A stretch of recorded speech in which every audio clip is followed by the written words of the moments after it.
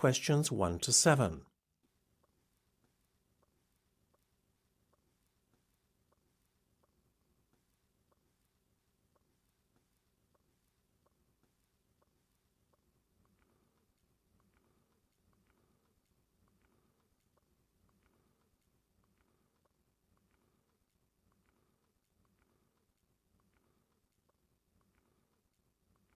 You will see that there is an example that has been done for you.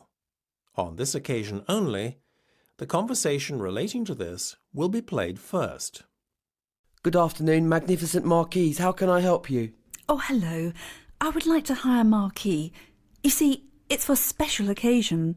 My eldest daughter is celebrating her 18th birthday and her coming of age. There was no question of her waiting until her 21st, although I'm sure we'll be having a big celebration then too. So you're celebrating in style? Well, of course I'd be happy to help. First, could you give me some details about guest numbers? The customer wants to hire a marquee for her oldest daughter's 18th birthday. So you write oldest daughter in the space provided. You should answer the questions as you listen, because you will not hear the recording a second time. Listen carefully and answer questions 1 to 7. Good afternoon, magnificent marquise. How can I help you? Oh, hello. I would like to hire a marquee. You see, it's for a special occasion. My eldest daughter's celebrating her 18th birthday and her coming of age. There was no question of her waiting until her 21st, although I'm sure we'll be having a big celebration then too. So you're celebrating in style? Well, of course I'd be happy to help. First, could you give me some details about guest numbers? Right, yes. Well, I was anticipating just a small do, but my daughter seems to have other ideas. Well, you can't blame her. It's a special day. I guess. I told her to limit numbers to around 50 guests, but the guest list seems to be growing daily. She would like to invite double that number, but we decided to split the difference and settle on 80 rather than 100. If you don't mind some of the guests standing, then our marquee sizes always allow standing space for almost double as many as those seated. For instance, one of our smaller marquees seats 30 guests but accommodates 50 standing. That sounds interesting. How big is that marquee? As not only am I working to a budget, but also we're limited by our garden size. Can you give me an idea of both your budget and the size we're looking at? Yes, I'm thinking of spending between £400 and £600. I can stretch to another 100 or two, but that's the maximum limit. As for size, well, our garden is 15 metres by 30 metres. OK, well, our 4.5 by 9 metre marquee would fit in nicely. The hire and installation comes to £450, but that allows you to have the marquee for 2 days. The marquee size you mentioned sounds fine and will accommodate the guests that we're expecting. Yes, I think that's the size I'll go for. So, now as to the cost of lighting and fittings.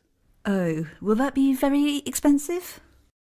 It depends on what you want, but the cost of carpeting the marquee will add on another £150. With regard to the lighting, prices vary quite a bit. If you opt for chandelier lighting, then it's another £90, but that's the most expensive option. Otherwise, the average pricing is around £55. I think I'll go for the more economic lighting then. Then there's the furniture, tables and chairs and so on. You decided on seating for 30 guests. Well, at £3 per chair, that will work out at £90 in total. You will then probably need 5 tables at least, and so with each table costing £4, that brings us to a total of £20 for the tables. OK, so I'm still just within my budget. Great! I'll go ahead with the booking then. Wonderful. So there's only one more important detail that I need. When would you like us to set up the marquee? Well, my daughter's birthday's on June the 6th, so ideally a day beforehand. Then we could have it taken down the day after her birthday. Yes, no problem. Great. Well, I'll go ahead with the order then. Wonderful. Before listening to the rest of the conversation, you have some time to look at questions 8 to 10.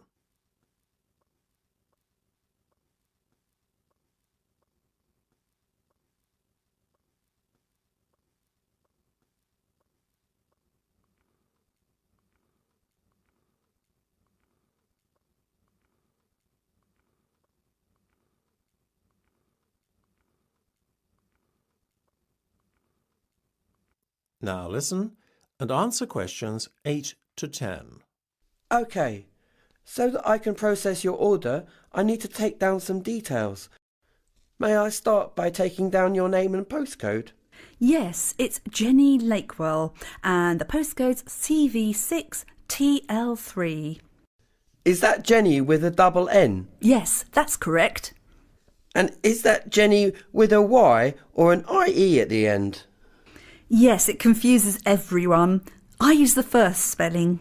And I'm sorry, I didn't quite catch the postcode. Was that CB6? No, it's with a V, not a B. So it's CV6. Right you are. Can I have a contact number also, please?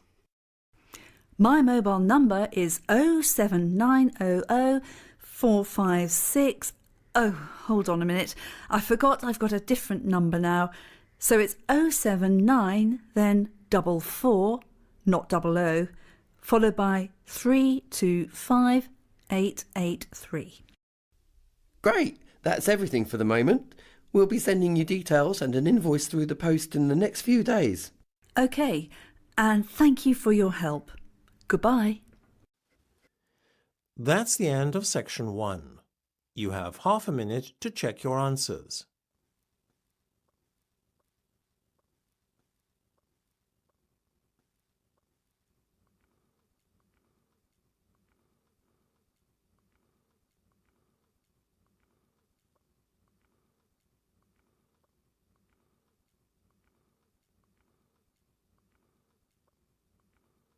Now turn to section 2. Section 2. You will hear a history teacher talking to students in a class. First, you will have time to look at questions 11 to 15.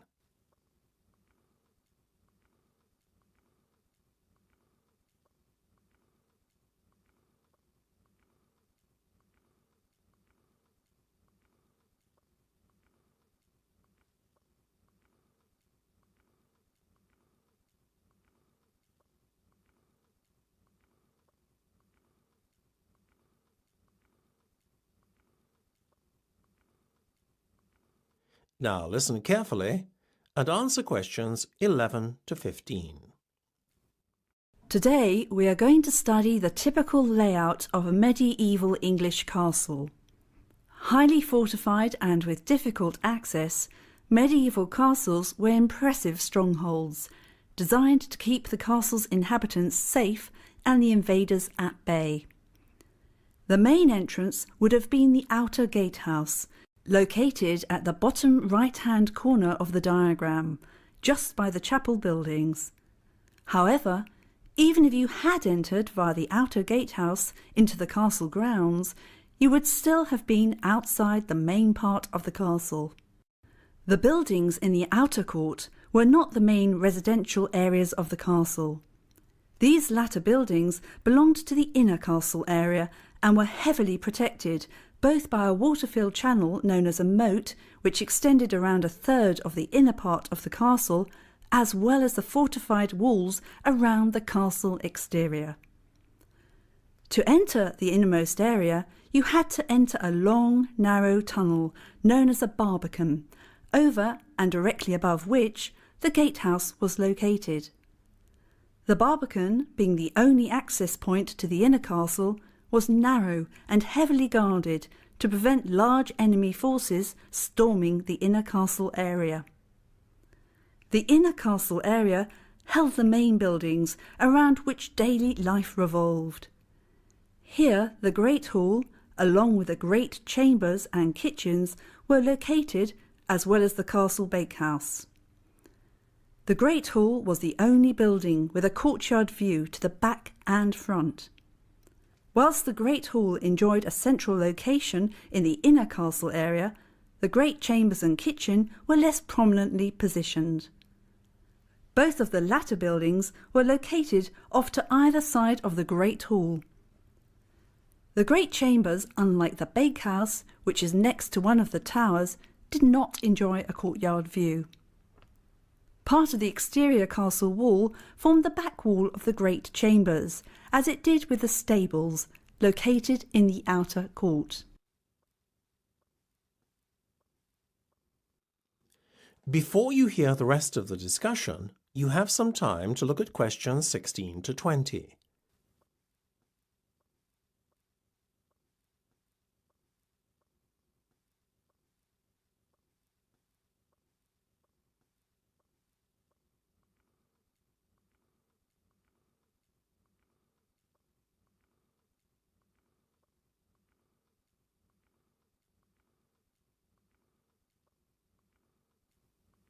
Now listen and answer questions 16 to 20.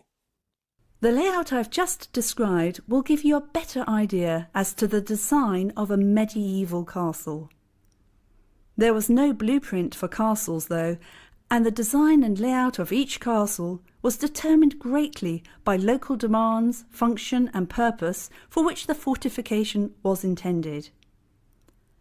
What we see in the castle design here is an advance on earlier medieval designs.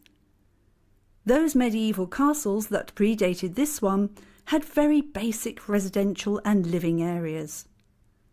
In such castles, the main focal point was the keep, rather than the great hall and great chambers, as in later years.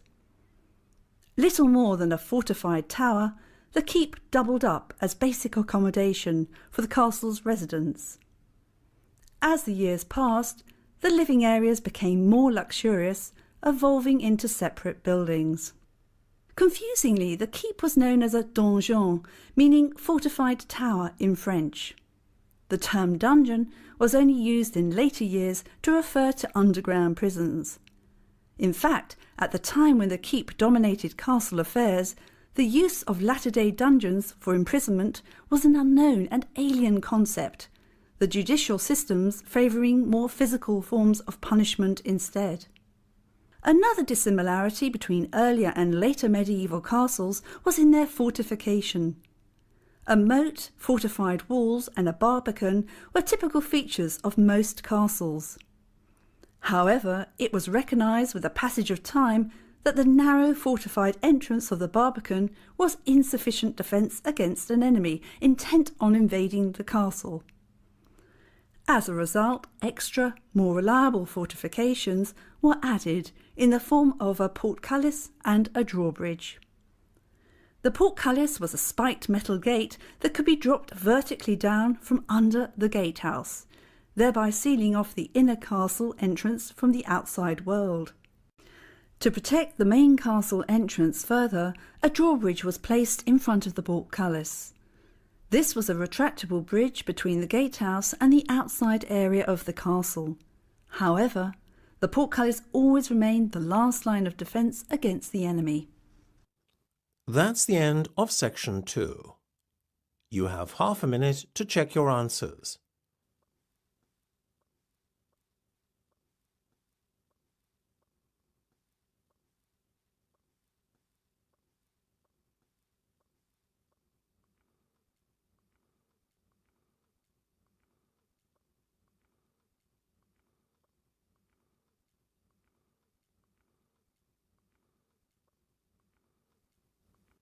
Now turn to section 3. Section 3. You will hear a discussion between two literature students and their lecturer. First, you have some time to look at questions 21 to 25.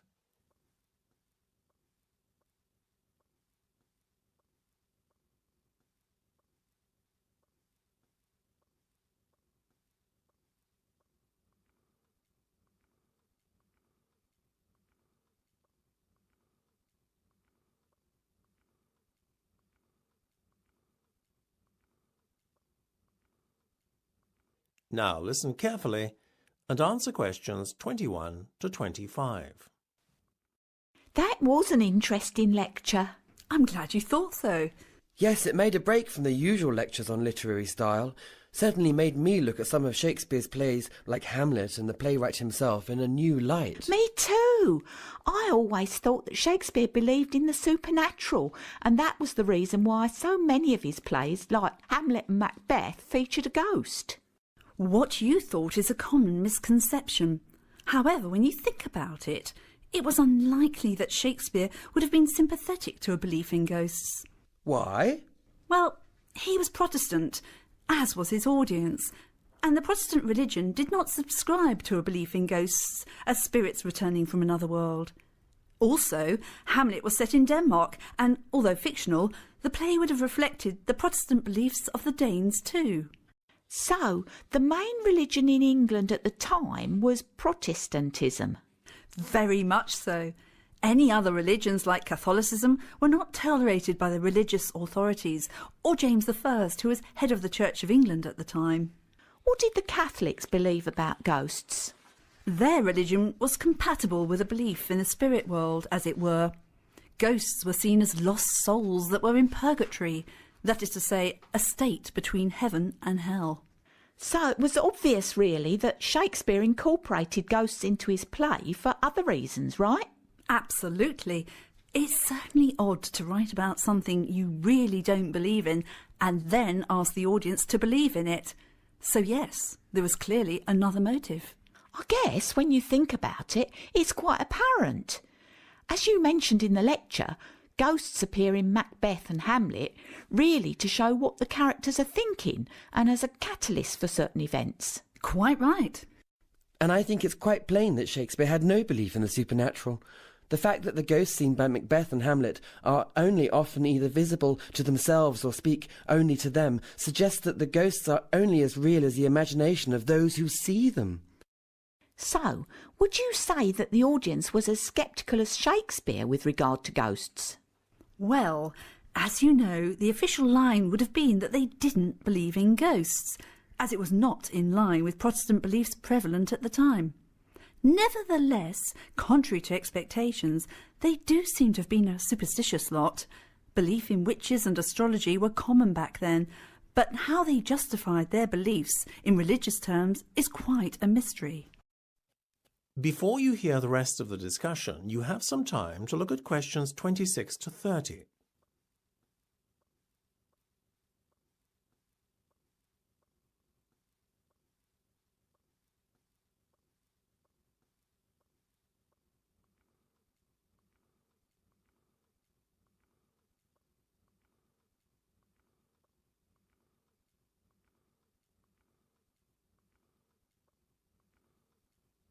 Now listen and answer questions 26 to 30.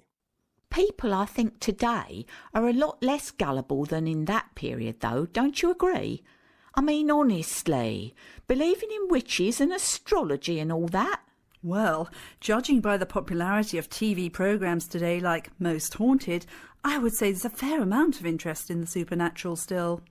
I guess most people are like me.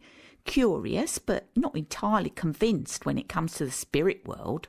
Well, I think ghosts are just the product of certain people's imaginations. You can't overlook the fact that many supernatural events cannot be explained. Personally, I think ghosts are just as likely to exist as UFOs and aliens. Well, I think at least the latter do exist. I agree. It's absurd to think we're alone in the universe. You certainly seem to be quite a sceptic, Dave. Actually, I do believe in some aspects of the paranormal. Like? Well, not ghosts and aliens, obviously, but things like telepathy and premonition. It's easier to understand or believe in telepathy and premonition as you hear of so many examples of these phenomena occurring in real life. Not just reported stories, but from friends and acquaintances. I'm inclined, though, to think premonitions are more coincidence than due to a paranormal event. But maybe I'm just saying that, as I've not had first-hand experience of premonitions. So you believe in telepathy, then? I think that the evidence in favour of it is impossible to deny. What do you think, miss?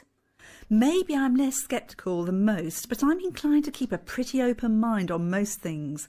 Anyway, it's been a very interesting discussion, but I'm afraid I have to leave now as I'm due to give another lecture. Well, thank you for your time and also your wonderful lecture. Yes, thank you. We appreciated it. My pleasure.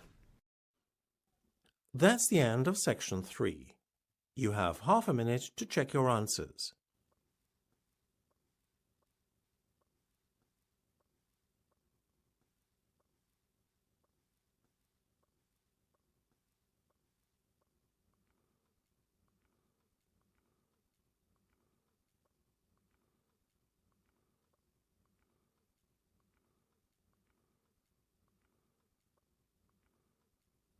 Now turn to section 4. Section 4. You will hear part of a lecture about Darwin's theory of evolution and its impact on society. First, you have some time to look at questions 31 to 40.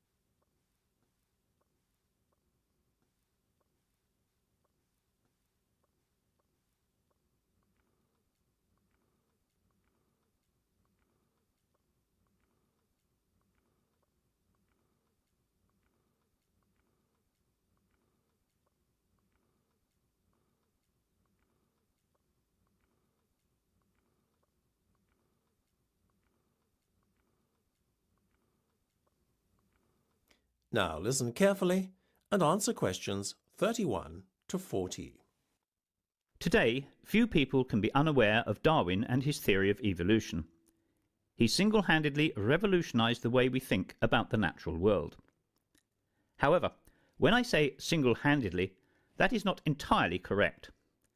At precisely the same time as Darwin was formulating his theory of evolution, another scientist, Alfred Russel Wallace, was working on a virtually identical theory in parallel to Darwin. However, whilst Darwin's name has been preserved for posterity, the name of Wallace is virtually unknown. Why one should have been celebrated in scientific circles whilst the other was relegated to obscurity is puzzling. Both decided to make their discoveries public in a joint announcement once they were made aware of one another's work. There is no question that Darwin acted dishonourably, therefore, falsely claiming the sole credit for a theory of evolution. However, the publication of Darwin's groundbreaking On the Origin of Species by Natural Selection the following year almost certainly helped to secure him enduring fame. The publication of Darwin's book proved to be a watershed in the history of science. It also proved extremely controversial in the eyes of the Church, since Darwin claimed that man was merely an animal, Homo sapiens, and a product of evolution rather than of divine intervention. Such a theory was in direct opposition to religious dogmas of the day, and threatened to undermine the very core of religious belief. Today, however, many have successfully managed to reconcile Darwin's theory of evolution with religion. Only for some people, known as creationists, is Darwin's theory seen as being incompatible with religion. For these individuals, Darwin's theory is seen as heretical, since they believe in a literal interpretation of the Bible and a biblical reference to the world being created in 7 days, rather than as a slow evolutionary process spanning millions of years. In addition, Darwin's claim that man is no more than a highly evolved ape is regarded as a blasphemy, since creationists insist on the divine origin of man. Whilst not many would dispute Darwin's theory of evolution nowadays, curiously, an ape man that bridges the gap between man and ape has yet to be found. The search for the missing link, as it has been called, has both occupied and perplexed scientists since the time of Darwin.